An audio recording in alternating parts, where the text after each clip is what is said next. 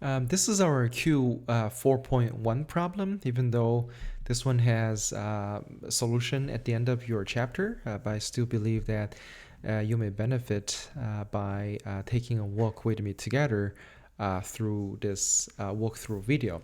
So this is our setup, 3 resources, processing time for each resource, and the number of workers in each resource. Okay, so you can imagine this kind of setup.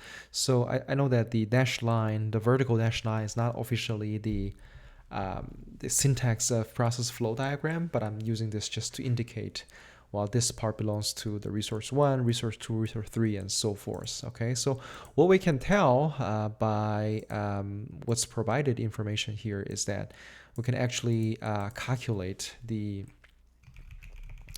individual worker capacity and individual worker processing time. Okay, processing time. So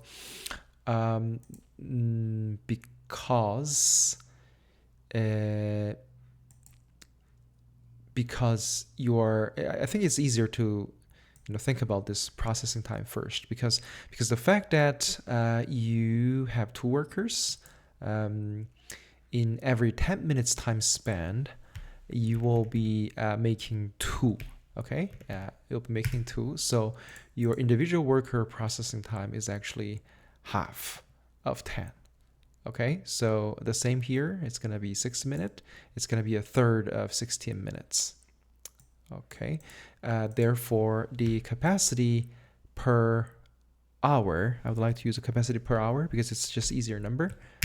It's gonna be this. Okay, so I'm gonna put hourly capacity, and this is gonna be the individual worker processing time in minutes. Okay, so let's think about this a little bit. Hopefully you're not too confused. You have 2 workers performing the task that takes 10 minutes to get finished. So assuming that you have started altogether at the end of the 10th minutes, both of you will be finished. Okay, therefore the capacity of letting 2 workers working in this particular resource, the result is that your capacity will be doubled. Okay, instead of making 1 in each 10 minutes, you're making 2 in each 10 minutes. Therefore your capacity is this. Okay, your capacity is had we only had 1 worker here, then you can see that our capacity is actually half of what we have in here. Okay, just remember this, because you have 2 people working at the same time, which takes same amount of time. At the end of the time, you'll be making 2 times of units than only 1 workers will be working on. So that's the reason why we are looking at 12 units here. And the individual worker processing time is going to be 5 minutes. Instead of saying individual worker, I think it's better to call maybe average worker processing time. I think that's more per worker processing time on average. That's what it is. Okay, so I think it will be a bit more intuitive to capture what exactly is this average worker processing time. Okay, so let's see if we can answer some of those questions. So first question, how long does it take the process to produce 100 units starting with an empty system? To be able to answer this question, I think we need to find out whether this is a machine paced or worker paced. But luckily the first line reminds us this is a worker paced. So this is a worker paced. So your lead time or flow time or throughput time is actually going to be the sum of all the processing time. Okay, then you may be confused why you're not adding this but adding this. It's because this is a somewhat more theoretical processing time, but this is actual processing time. This work still takes 10 minutes to get finished. Right? It's not all of a sudden it has become 5 minutes. It's because the quantity has doubled. Therefore, theoretical processing time has now reduced by half. So that's why we have 5 minutes here, but we still need to take 10 minutes to fully finish whatever work we need to do in resource 1. So therefore, the lead time for this worker-paced process is going to be sum of all 3 times here. So it's 32 minutes. 32 minutes. And then I think we need to think about time to produce 99 units, because eventually we're going to figure out 100 units. So we need to know what is the flow rate in this case, the flow rate of the process.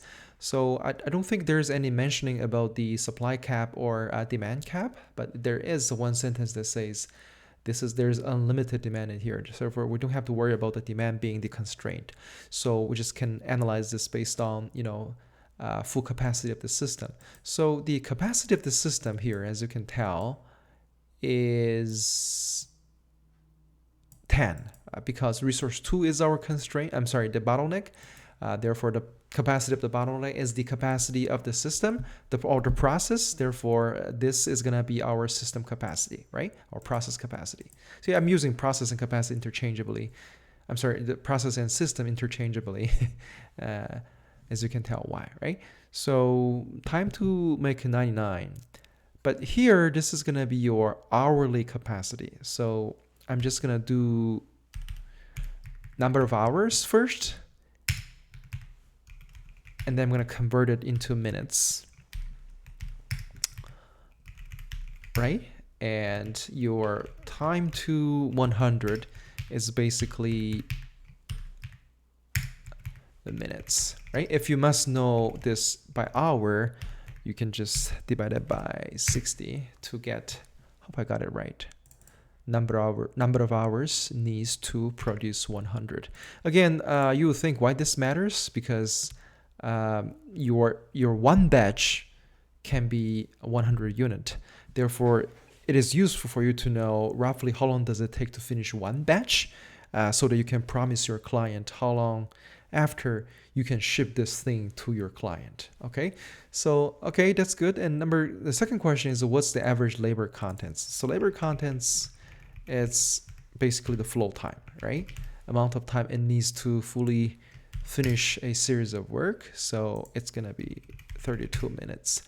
And then what is the average labor utilization? I think your average utilization will be depending on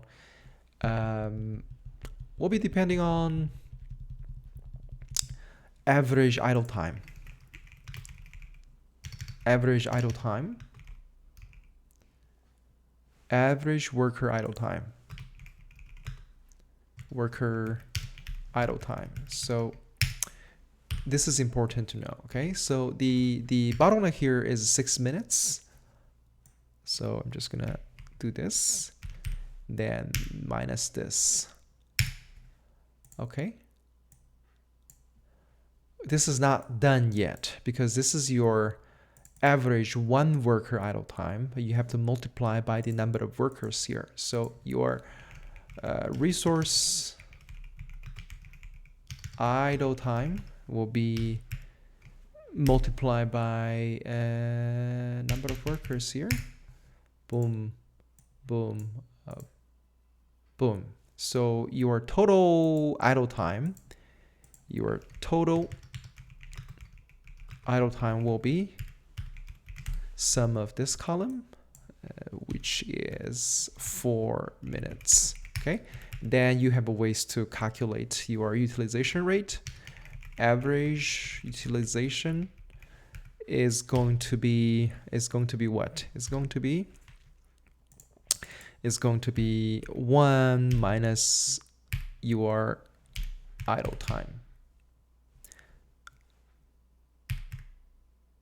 Well, to be more clear,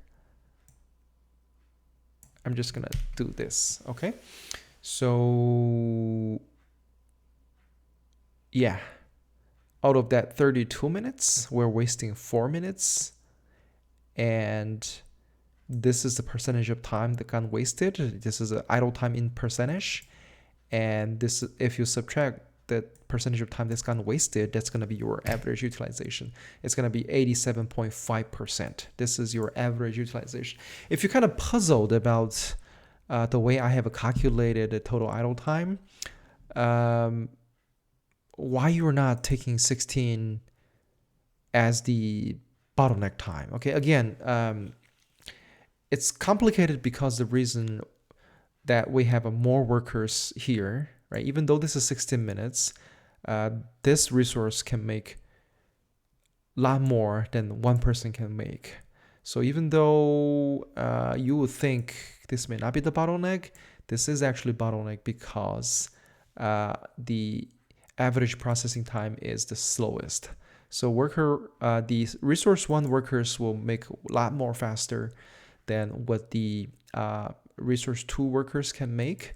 Therefore, they will always keep the resource two occupied because this is your bottleneck. Okay, so I hope this process start to make sense to you. You just kind of have to close your eye and think about a moment why this is the case.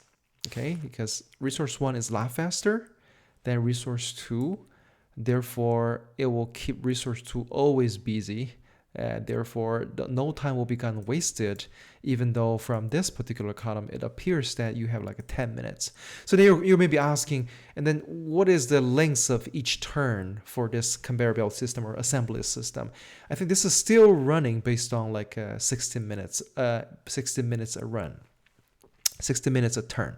Okay, so your line manager will still punch the advanced button in every 16 minutes because physically you need 16 minutes to finish the 16 minutes to finish the task for resource 3.